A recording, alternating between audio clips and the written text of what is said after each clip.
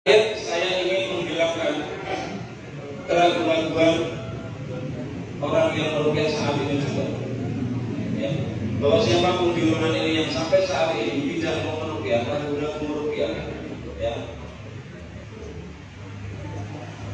jangan benar-benar sedang sakit.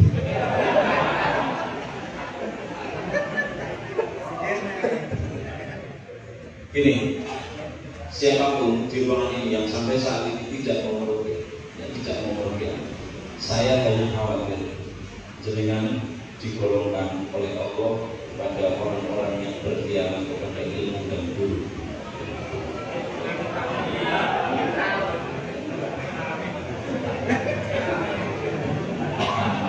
Kenapa? Karena rukyah itu bisa kita lakukan. Apa sih modalnya? Niat merukyah dan baca Quran. Tidak ada lain.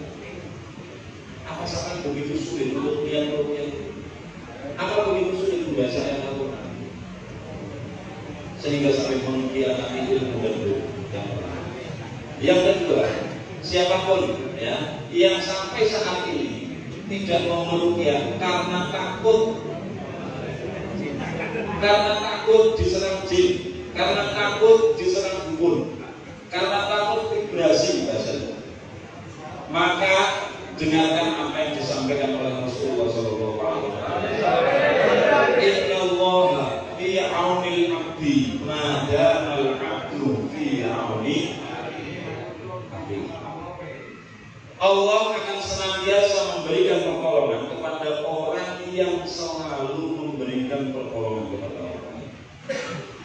Ya, Allah akan selalu memberikan pertolongan kepada orang yang selalu memberikan pertolongan kepada orang lain.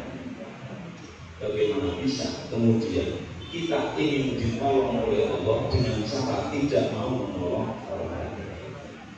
Bagaimana bisa logikanya dibalik? Saya enggak mau menolong orang lain, tapi saya ingin ditolong oleh Allah. Sementara kata Rasulullah, cara mendapatkan pertolongan Allah adalah menolong orang lain. Yang ketiga, barang siapa yang sampai saat ini tidak mau merukyah, ragu-ragu merukyah karena ya bacaan hafalannya sedikit, malas menghafal, kemudian itu menjadi alasan dia tidak mau merukyah. Maka dengarkan ini, praktisi JRA, jenengan menjadi praktisi saat ini, praktisi JRA tidak serta-merta merubah hukum fikih.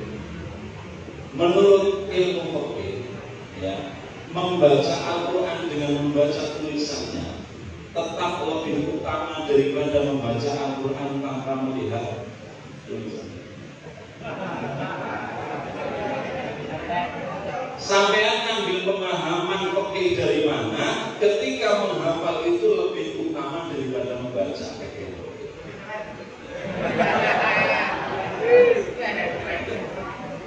Jadi membaca atau merukyah itu yang sudah jenengan hafal, bacalah yang hafal. Kalau yang hafal, baca saja bukunya atau Quran. Barang siapa yang masih malu membaca Al-Quran karena dianggap amatiran, maka jenengan orang yang sangat biadab. Karena yang jenengan lawan adalah hukum fikih. Bagaimana bisa jenengan mengatakan lebih utama membaca membaca tulisannya yang lebih utama, sementara yang fikih sebaliknya, membaca Al-Quran dan membaca tulisannya jauh lebih utama. Dan saya walaupun katanya itu divisi rukyah PP, saya di rumah kalau rukyah orang saya itu punya buku kecil tulisan saya sendiri, ya, isinya ayat-ayat rukyah dari mulai rukyah standar pakai ayat kursi itu ada tulisannya.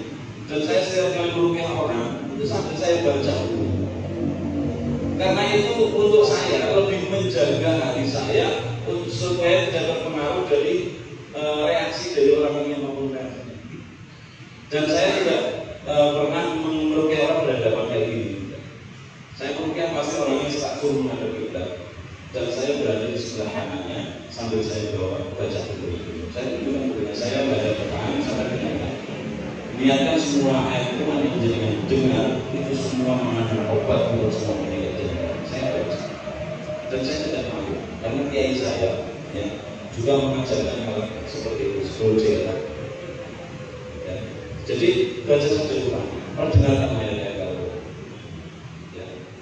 Karena saya lebih pede. Kenapa saya mengambil keutamaan yaitu membaca Al-Quran dengan membaca tulisannya ya. Jadi alasan jenengan karena tidak hafal sudah hafal ya, karena boleh membaca itu lebih utama.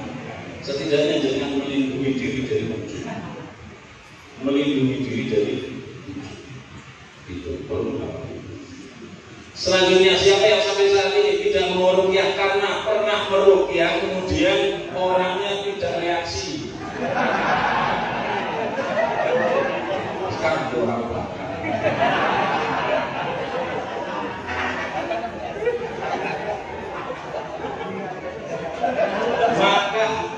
maka dengarkan hujah. Ini hujah yang tidak mungkin jangan bisa lawan. Yang pertama, hujah dari Al-Quran itu sendiri, dari Allah itu sendiri. Al-Nasiru min Al-Quran law anzalna hadzal Quran ala jabalin ra'aytahu khashi'an mutasaddian min khasyatillah ila akhir ayat. Kata Allah dalam ayat tadi, kalau kami turunkan Al-Quran kepada gunung, niscaya kalian akan melihat reaksi dari gunung itu, yaitu meledak dengan sangat dahsyat. Min khasyatillah, karena takut kepada Allah. Al-Quran ya, reaksi ketika diarahkan ke gunung, kepada gunung itu batu besar, tidak berakal, keras. Itu saja terhadap Al-Quran reaksinya takut, dan rasa takut itu diwujudkan dengan meledak. Wa'aidahu khasyi'an mutasaddian min khasyatillah. Bagaimana bisa kemudian menghukumi orang manusia yang tidak sebesar gunung, tidak sekeras batu, dan manusia yang punya akal, punya perasaan, kok berani-beraninya menghukumi ini tidak reaksi? Sementara gunung yang keras, besar, panjang, besar, keras, dan tidak berakal, itu bereaksi sedemikian dahsyat. Ya. Hujah yang kedua, ini juga sampean harusnya lah, karena hujah ini ya, dalam hukum fisika, setiap ada aksi wajib harus pasti ada reaksi. Setiap ada aksi harus ada reaksi. Tidak mungkin ada reaksi kalau tidak ada aksi. Bukankah jenengan sudah punya ruqyah, dan bukankah jenengan sudah membacakan Al-Quran? Bukankah itu sudah ada aksi? Bagaimana jenengan menyalahi sunatullah, menyelisihi hukum alam, bahwa ada aksi tapi tidak ada reaksi? Sekolah sudah ada aksi wajib ada reaksi. Itu mesti. Jadi ketika jenengan sudah beraksi meruqyah, wajib ada reaksi dari ruqyah itu, dari balaghah sekarang. Ya. Kalau jenengan ditanya jam sekian waktu itu jenengan ruqyah, orangnya diam aja, orang ngapa pada jam ini. Dengan ruqyah durasi 1 jam, dia tetap duduk di situ. Kira-kira jawaban apa yang bisa jenengan jawab ketika ada pertanyaan? Ketika jam itu orang itu tidak diruqyah sama jenengan, kira-kira orang ini tetap duduk di sana, diam, atau orang ini berbuat selain diam? Ketika dia diruqyah, mungkin orangnya lagi jalan-jalan, mungkin lagi tidur, maka diamnya dia di sana selama durasi dengan ruqyah. Sama jam itu, dia di sana harus dihukumi sebagai reaksi.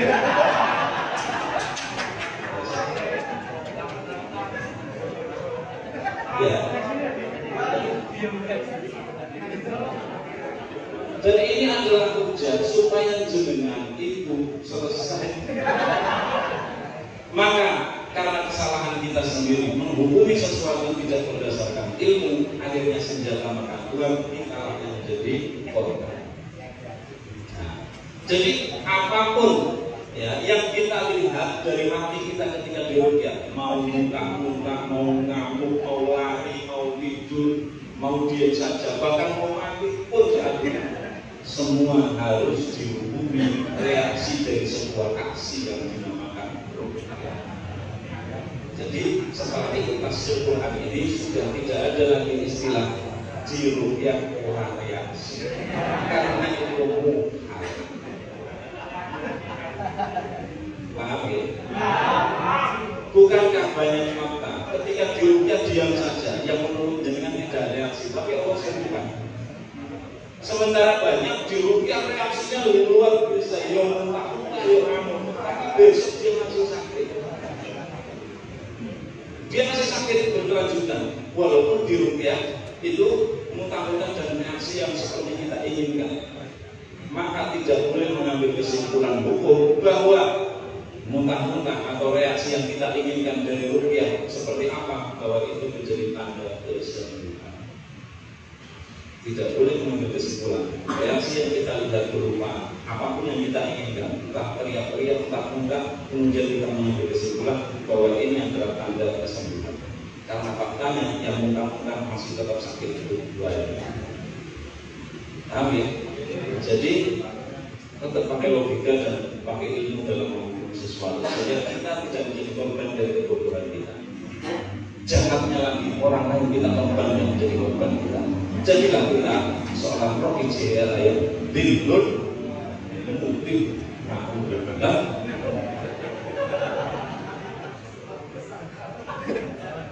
paham ini. Selanjutnya, siapapun di antara kita yang sampai saat ini tidak meruqyah, ya, hanya karena merasa tidak bisa meruqyah, tidak bisa meruqyah, apalagi jarak jauh, jarak dekat pun dia tidak bisa. Ini yang berakhir. Kita itu sudah diberikan bekal oleh Allah dengan sangat luar biasa. Ya, bukankah kita itu sudah biasa tahlilan? Pada saat tahlilan, bukankah ayat Al-Quran kita baca ditambah diakhiri dengan satu doa, Allahumma balligh wa anzil wa qur'anahu ila akhiri hal yadul wasilatan khususun ila ruhi bulan bin bulan. Bulan bin bulan itu berada di mana ketika itu? Di tempat yang sangat jauh, dimensi yang berbeda yang dinamakan alam barzakh. Pernahkah jenengan punya keraguan-keraguan walaupun sedikit bahwa bacaan jenengan tidak sampai kepada bulan bin bulan? Kalau masih ragu-ragu, jenengan lebih baik berhenti jadi orang itu dan dalam salah bila dari Wahabi. Bagaimana bisa orang yang sudah mampu mengantarkan fadilah kalimat dari dimensi dunia ini ke alam barzakh, dia ragu-ragu menyampaikan fadilah kalimat ini hanya berjalan 1-2 meter di depannya? Enggak ada pengaruhnya. Sementara alam barzakh dia yakin sekali sampai. Maka meruqyah dari mana? Dari Malang ke Surabaya, dari Malang ke Amerika, dari Malang ke Saudi Arabia adalah dekat ketika kita sudah mempunyai keyakinan menyampaikan sebuah ayat, sebuah pikir, kalimat yang fadilahnya kita sampaikan ke alam barzakh. Orang yang sudah sampai pada goyahnya, bagaimana dia bisa ditipu-tipu oleh setan bahwa dia tidak mampu menyampaikan fadilah ayat itu kepada seseorang yang bahkan masih hidup. Orang yang sudah mati di sana tidak main-main. Yang jenengan meruqyah di alam barzakh adalah suatu penyakit yang jelas-jelas bisa menyebabkan dia celaka di akhirat. Dosa, penyakit yang begitu besar, jenengan mampu meruqyah itu dan tidak ada keraguan, yakin bahwa dosanya akan diampuni oleh Allah.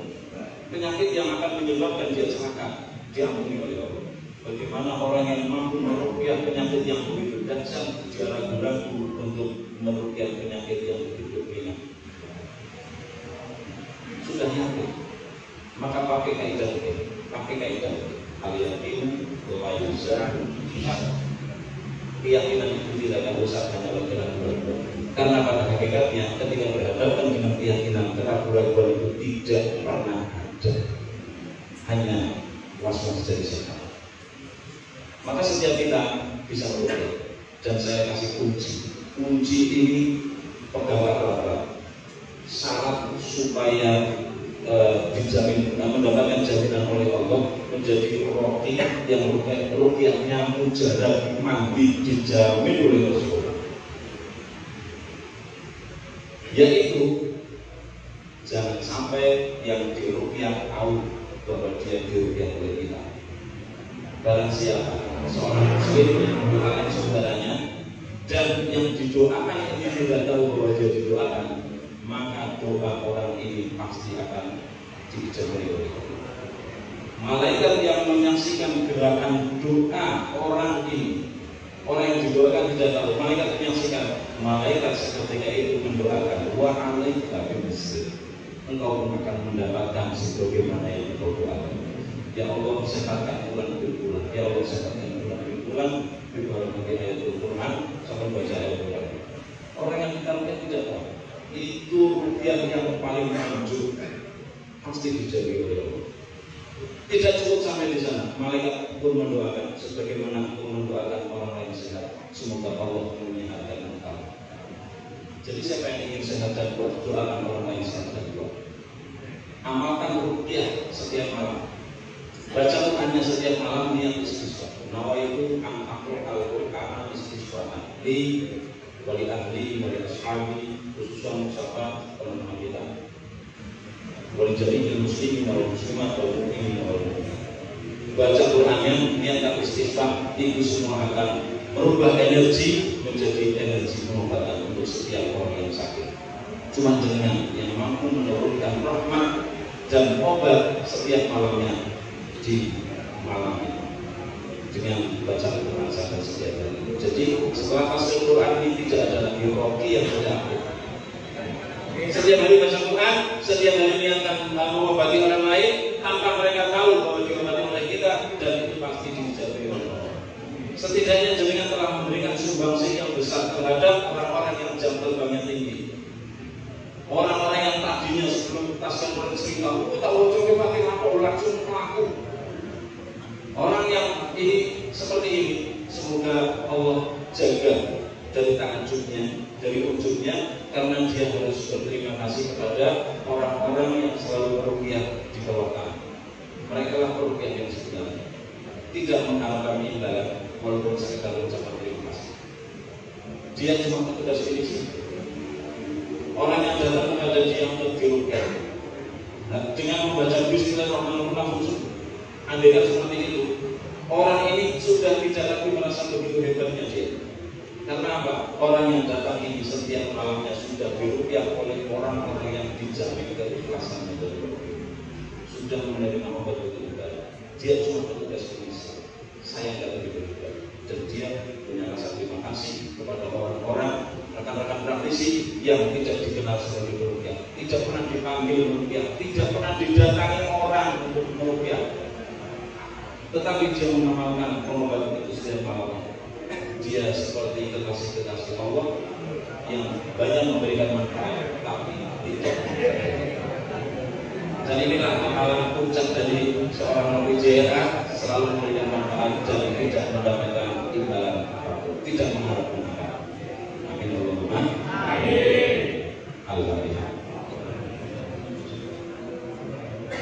Ya na'udzu wa iyyaka nasta'in. Surah Al-Mustaqim, surah Al-Ladina,